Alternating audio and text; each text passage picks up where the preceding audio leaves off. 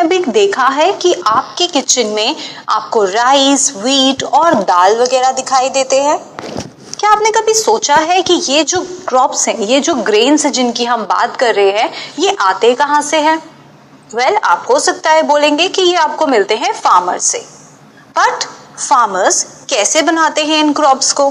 क्या वो कोई पर्टिकुलर प्रोसेस को फॉलो करते हैं या वो सिर्फ सॉइल से ये क्रॉप्स को डायरेक्टली निकाल लेते हैं? और यहाँ पे एक और चीज सोची जा सकती है कि ये जो क्रॉप्स हैं ये सबसे पहली बार आए कहाँ से थे? तो आप जानते हैं कि प्रॉब्ली जो आपको सीड्स मिलते हैं उससे प्लांट उग जाता है, बट ये सीड कहाँ से आया?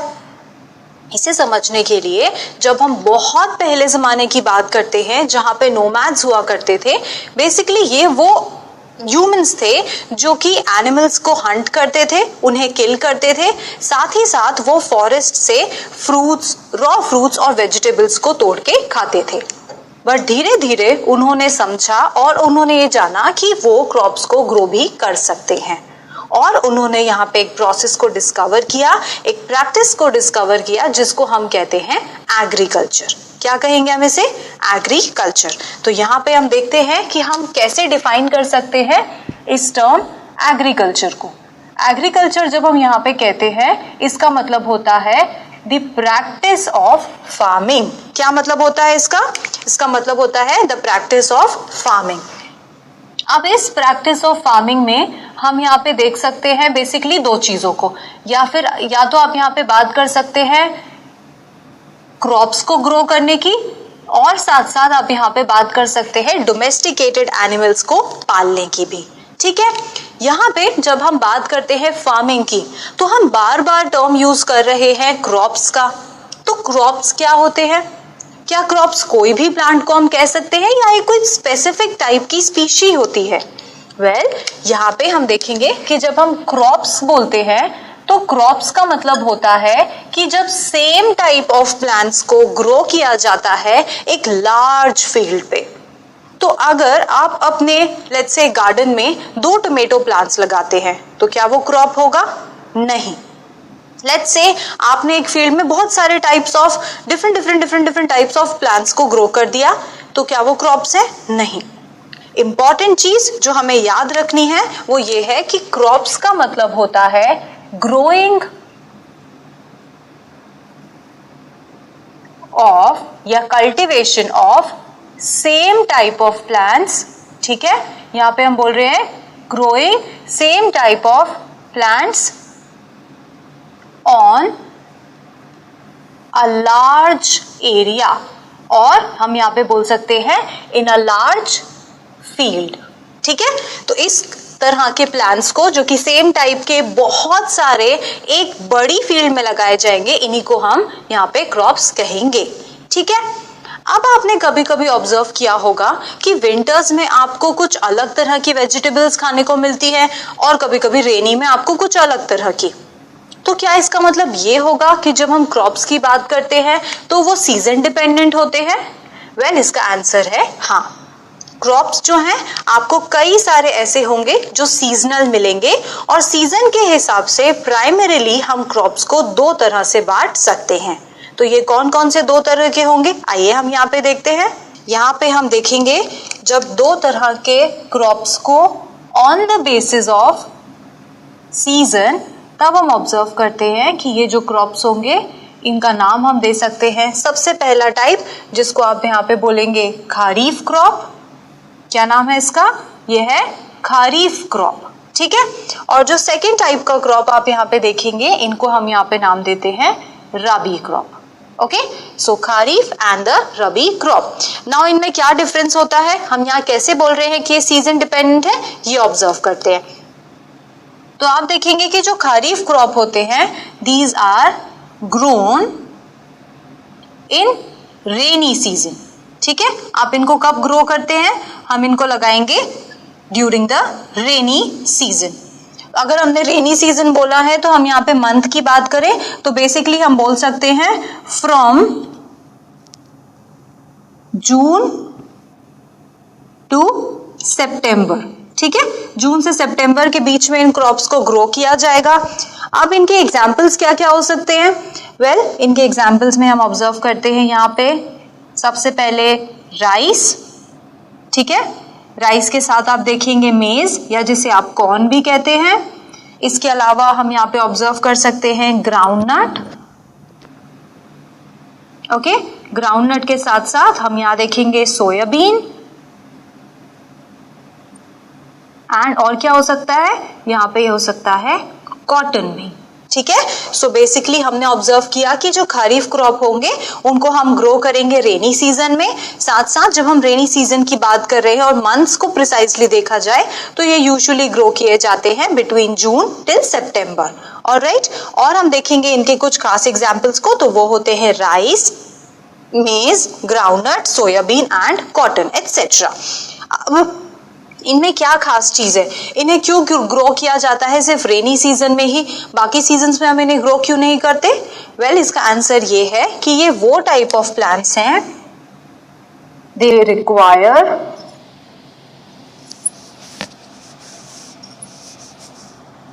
यहाँ पे आप देख रहे हैं कि इनको क्या क्या चाहिए, इनको चाहिए ज्यादा पानी, ठीक है, they require more water and less sunlight, ठीक है। इनको क्या चाहिए, इनको चाहिए ज्यादा पानी और कम सनलाइट। तो इन क्रॉप्स को इस सीजन में ग्रो करना ही बेस्ट होता है, ऑलराइट। तो हमने ऑब्जर्व किया खरीफ क्रॉप को, जिनके अंदर हमने देखा उनको कब ग्रो किया जाएगा, उनके क्या एग्जाम्पल है और उनकी क्या नीड्स होती हैं। अब हम यहाँ पे आके बात करते हैं रबी क्रॉप्स के बारे में। रबी क्रॉप्स में इन ऑपोजिट टू खरीफ आप देखेंगे कि these are grown in winter season. कब आप इन्हें ग्रो करेंगे? विंटर सीजन में, ठीक है। विंटर सीजन में आप देखेंगे कि अगर हम यहाँ मंथ्स की बात करें तो ये आपको मिलते हैं फ्रॉम अक्टूबर से लेके यहाँ पे मार्च तक, ठीक है। अक्टूबर से लेके मार्च तक इनको ग्रो किया जाता है। अगर इनके कॉमन एग्जाम्पल्स की आप यहाँ पे बात करेंगे तो यहाँ पे आएगा सबसे पहले आपका वीट, फिर आप यहाँ देख सकते हैं मस्टर्ड को, ठीक है। मस्टर्ड के अलावा आप यहाँ पे बात कर सकते हैं और भी प्लांट्स की, जैसे कि हो गया पीस यानी कि मटर, साथ ही साथ यहाँ पे ग्राम, ठीक है, लिनसीड एटसेट्रा। और भी अलग अलग यहाँ पे क्रॉप्स हो सकते हैं, ये कुछ कॉमन एग्जाम्पल्स हैं, ठीक है। अब जैसे कि हमने यहाँ पे नीड देखी थी हमारे खरीफ क्रॉप की, सेम अगर हम यहाँ पे नीड बात करेंगे रबी क्रॉप्स की तो वो क्या होगी? रबी क्रॉप्स की नीड में आप देखते हैं कि दीज क्रॉप्स दे रिक्वायर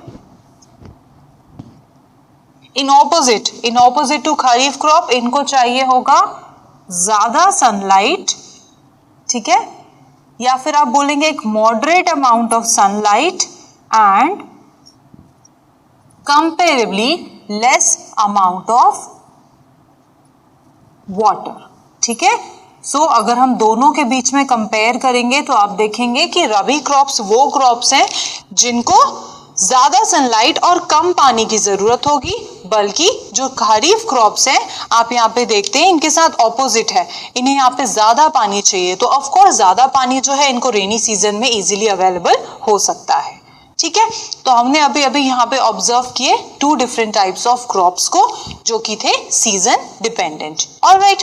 अब आगे चल के हम देखेंगे कि जब हम यहाँ पे एग्रीकल्चर की बात कर रहे हैं, ठीक है, तो एग्रीकल्चर करने के लिए फार्मर को और क्या क्या करना पड़ता है, कैसे इस प्लांट या जो हम क्रॉप्स की बात करते हैं उन्हें ग्रो किया जाता है, कौन कौन से स्टेप्स होते हैं जो इन एग्रीकल्चरल प्रैक्टिसेस में यूज होंगे।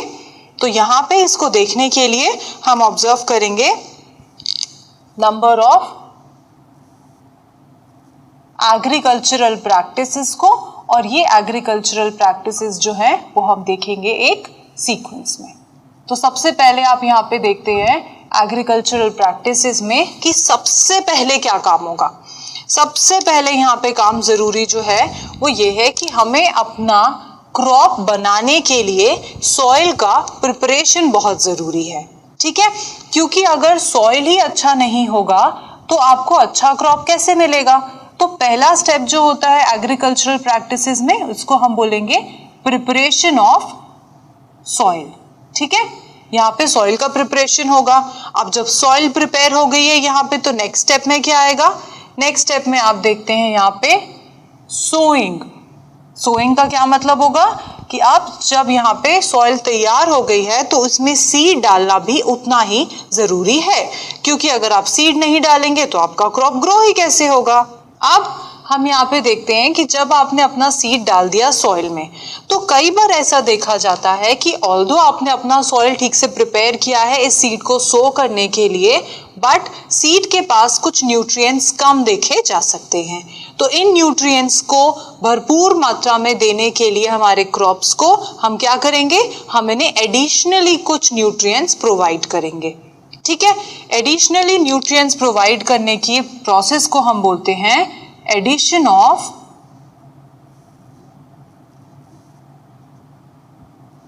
Manure and fertilizers. So manures and fertilizers जो होते हैं वो कुछ ऐसे सब्सटेंसेस होते हैं जो कि मदद करते हैं हमारे प्लांट्स को बेहतर ग्रो करने में, ताकि इनको अच्छे से यहाँ पे न्यूट्रिएंट्स मिल पाए। ठीक है, इसीलिए हम यहाँ पे मैन्योर और फर्टिलाइजर्स को ऐड करते हैं। अब जब हमने मैन्योर और फर्टिलाइजर्स ऐड कर दिए तो ऑफ कोर्स हमारे क्रॉप को, हमारे प्लांट को चाहिए यहाँ पे पानी भी, राइट? पानी देने के लिए हम क्या करेंगे? पानी देने के लिए यहाँ पे एक प्रोसेस को यूज किया जाता है जिसको हम बोलते हैं इरिगेशन। ठीक है, इरिगेशन का क्या मतलब है? इरिगेशन का मतलब होता है जब आर्टिफिशियली फार्मर प्लांट्स को पानी प्रोवाइड करते हैं, तो इसे हम बोलते हैं इरिगेशन। ये कई सारे टेक्निक से किया जा सकता है जो हम आगे चल के देखेंगे। ऑलराइट, यहाँ पे हम देखेंगे कि आफ्टर द इरिगेशन अब क्या होगा। अब ऑब्वियसली हमने अपने सीड्स को खाना भी दे दिया है, पानी भी दे दिया है, उनके पास रहने के लिए स्पेस भी है, एंड ऑफ कोर्स एयर भी आसपास प्रेजेंट है ही, राइट?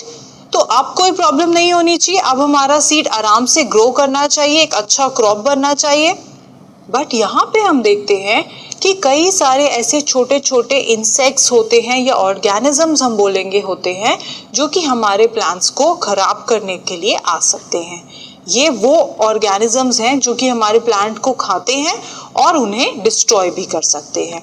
तो यहाँ पे अब ज़रूरी है कि हमारे अब ग्रोइंग प्लांट्स को हम यहाँ पे सेव करें, और इसीलिए यहाँ पे हम करते हैं protection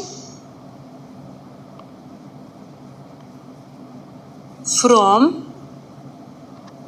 weeds and pests also. ठीक है, जब हम यहाँ पे टर्म यूज करते हैं वीड्स, तो इसका मतलब होता है ये वो प्लांट्स हैं, ठीक है, ये भी एक तरह के प्लांट्स हैं जो कि हमारे मेन क्रॉप के साथ ग्रो करते हैं। क्योंकि ऑफ कोर्स हम ये जान सकते हैं कि जो हमारा सॉइल है इसमें ढेर सारे सीड्स आसपास से उड़ के आ सकते हैं और ये वहाँ पे जमा हो जाते हैं।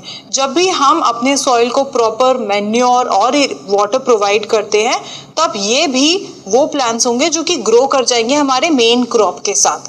अब इनका ग्रो करना नुकसानदायक कैसे है? यहाँ पे इम्पॉर्टेंट ये है जानना कि जो वीड्स होते हैं वो compete करते हैं हमारे मेन प्लांट के साथ, ये फूड और वाटर के लिए, साथ ही साथ स्पेस के लिए भी। इसीलिए हमें इन वीड्स को हटाना बहुत ज़रूरी है। साथ ही साथ जैसे कि मैंने कहा, जो हार्मफुल इंसेक्ट्स वगैरह हमारे प्लांट्स में लग सकते हैं, उनसे भी हमें अपने प्लांट को प्रोटेक्ट करना बहुत ज़रूरी है। ठीक है, तो यहाँ पे फार्मर करता है protection of its plants from the weeds.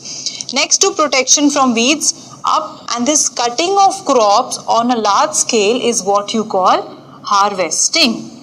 ठीक है, इसको हम बोलते हैं हार्वेस्टिंग।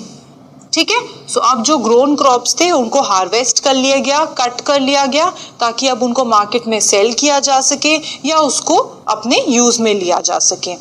अब क्या होगा कि हार्वेस्ट करने के बाद फार्मर्स के पास बहुत सारा क्रॉप इकट्ठा हो जाता है, क्योंकि हमने देखा कि जो क्रॉप्स हैं वो कितने लार्ज फील्ड में ग्रो किए जाते हैं। तो फार्मर्स के लिए इन हार्वेस्टेड क्रॉप्स को स्टोर करना बहुत ज़रूरी है। क्योंकि obviously at the same time farmer in seeds को कंज्यूम भी नहीं कर सकता और मार्केट में सेल भी नहीं कर सकता। तब इनका क्या होगा? अगर आप इन्हें डायरेक्टली ऐसे ही फील्ड में छोड़ देंगे तो इनमें बर्ड्स, अदर एनिमल्स, इंसेक्ट्स वगैरह इसे डिस्ट्रॉय कर देंगे, राइट? इस वजह से after harvesting a good storage is required. So after harvesting जो फार्मर है वो इन सीड्स का स्टोरेज करता है। ऑलराइट, तो ये हो गए सारे स्टेप्स। यहाँ पे हमने देखा कि कैसे एग्रीकल्चरल प्रैक्टिसेस की जाती है। So this was all about the agricultural practices.